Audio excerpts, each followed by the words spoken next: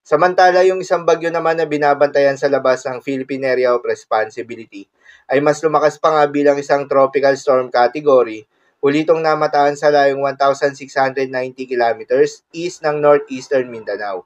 Taglay ang lakas ng hangin na umaabot sa 75 kilometers per hour malapit sa gitna at pagbugso na umaabot sa 90 kilometers per hour.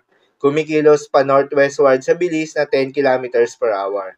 Ang nasabing bagyo nga ay inaasahan na papasok ng Philippine Area of Responsibility ngayong Sabado at bibigyan ito ng local name na Bagyong Uwan kapag nasa loob na nga ito ng Philippine Area of Responsibility.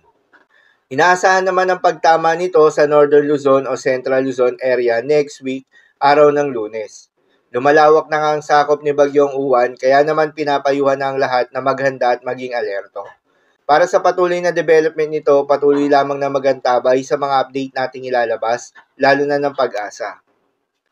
Para naman sa magiging lagay ng panahon ngayong araw ng Huwebes, dahil nga sa epekto nitong si Bagyong Pino, para naman sa magiging lagay ng panahon ngayong araw ng Huwebes, dahil pa rin nga sa epekto nitong si Bagyong Tino, asahan sa Calayan Islands ang maulan na panahon na may kasamang pagbugso ng hangin.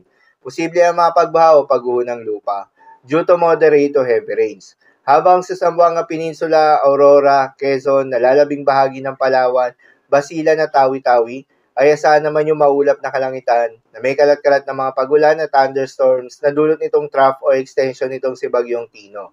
Posible rin ang mga pagbaha o pagguho ng lupa due to moderate to at times heavy rains. Habang sa may Batanes area ay asahan naman yung maulap na kalangitan na may kasama mga pag-ulan na dulot naman ng northeast monsoon. Posible rin ang mga pagbaha o pagguho ng lupa due to moderate to at times heavy rains. Habang sa Cagayan area naman ay asahan rin yung maulap na kalangitan na may kalat-kalat na mga pagulan at thunderstorms na dulot naman ng shear line.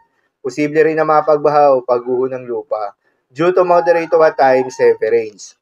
Habang sa Metro Manila at nalalabing bahagi pa ng ating bansa, ay asahan naman yung bahagyang maulap hanggang sa maulap na kalangitan na may kalat-kalat na mga pagulan o thunderstorms na dulot ng mga localized thunderstorms. Posible rin ang mga pagbaha o pagguho ng lupa during severe thunderstorms. Madalas, nabobo ang mga thunderstorms na ito tuwing hapon o gabi na nagtatagal ng 1 hanggang 2 oras. Kaya naman ingat sa mga posibleng banta ng pagbaha at pagguho ng lupa, lalong-lalo na sa mga lugar na inuulan na noong mga nakaraang araw pa. Para naman sa magiging lagay ng mga dagat baybayin, ayon sa Pag-asa ay wala na tayong nakataas na gale warning sa anumang seaboards ng ating bansa. Kaya naman malayang makakapamalaot yung mga kababayan nating mangingisda at yung may mga maliliit na sasakyang pandagat, ngunit iba yung pag-iingat pa rin